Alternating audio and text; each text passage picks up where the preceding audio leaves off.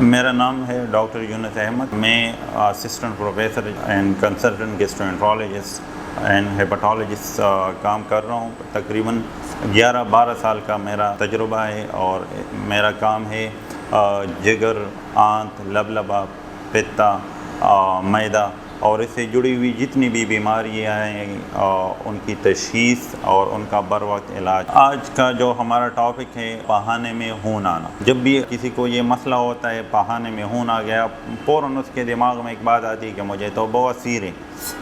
بواسیر ایک وجہ ہے پخانے میں خون آنے کی، لیکن ضروری نہیں کہ پخانے میں خون آ رہا ہو تو یہ بواسیر ہی ہے.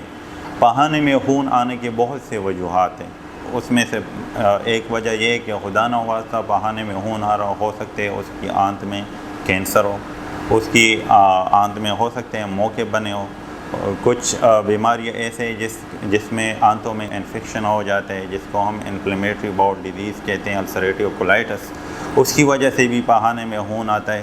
اور اس کے علاوہ اور السرز بھی ہیں جو وہاں بن جاتے ہیں جس کی وجہ سے پخانے میں خون آتے ہیں. تو پخانے میں خون آنا صرف بواسیر کی علامت نہیں ہے، اس لیے اگر یہ علامات ہو فوراً مستند ڈاکٹر سے رجوع کر لیں. اگر کسی کو دائمی قبض رہتا اور قبض کا اس نے علاج نہ کیا ہو تو قبض کی وجہ سے بواسیر بن جاتے ہیں جو کہ پخانے میں خون کی وجہ بنتے ہیں. اس کے علاوہ اگر درد کی کوئی دوائیاں بہت زیادہ استعمال کر رہا ہوں تو جس طرح معدے میں اس سے السر بنتے ہیں، اس طرح آنتوں میں بھی اس سے السر زخم بن جاتے ہیں جو کہ پخانے میں خون کی وجہ بن سکتے ہیں. اس کے علاوہ کینسر کی وجہ سے بھی یہ ہو سکتا ہے.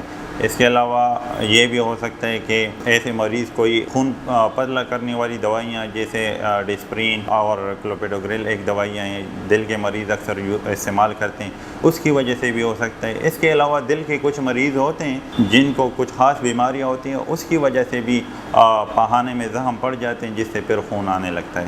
اگر پخانے میں خون آ رہا ہو، انہوں نے ٹائم پہ علاج نہ کیا ہو، اس کا خون کم ہوگا، خون کی کمی وہ ہو سکتی ہے. اگر اس کو انفیکشن ہو، انفلیمیٹری باؤل ڈیزیز ہو اور وہ صحیح ٹائم پہ اس کی تشخیص نہ کیا جائے تو آگے چل کے آنتوں میں سوراخ بھی اس سے بن سکتے ہیں، اس کی وجہ سے آنتیں پھول بھی سکتی ہیں.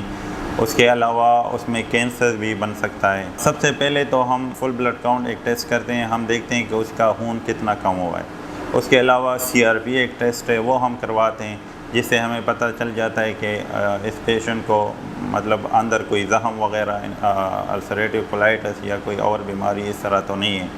اگر یہ ٹیسٹ ہو جائیں، اس سے ہمیں کچھ پتہ نہ چلے تو اس کے بعد ہم اس کا کیمرے کے ذریعے جسے ہم کولونوسکوپی کہتے ہیں جو کہ ایک بہت اچھا ٹیسٹ ہے، اس کی وجہ سے ڈائریکٹ ہم اس کی آنتیں دیکھ لیتے ہیں تو ہمیں پتہ چل جاتا ہے کہ یہ بواسیر ہے، یہ زخم ہے، خدا نہ خواستہ کینسر ہے. تو ان سب ٹیسٹوں میں سب سے بہتر جو ٹیسٹ ہے وہ یہ ہے کہ کیمرے کے ذریعے، جو کہ ایک محفوظ ٹیسٹ ہے، اس میں نشے یا کسی چیز کی ضرورت بھی نہیں ہوتی اور بیماری کا بر وقت پتہ چل جاتا ہے. اگر ایک مریض پانی کا استعمال زیادہ نہ کرتا ہو اور اگر زیادہ فائبرز والی سبزیاں وغیرہ نہ کھاتا ہو، میوے استعمال نہ کرتا ہو، چاول کا استعمال بہت زیادہ کرتا ہو اور اس کو دائمی قبض رہتا ہو تو اس کی وجہ سے اس کے بواسیر بن جاتے ہیں جو اس کی وجہ بن سکتی ہیں.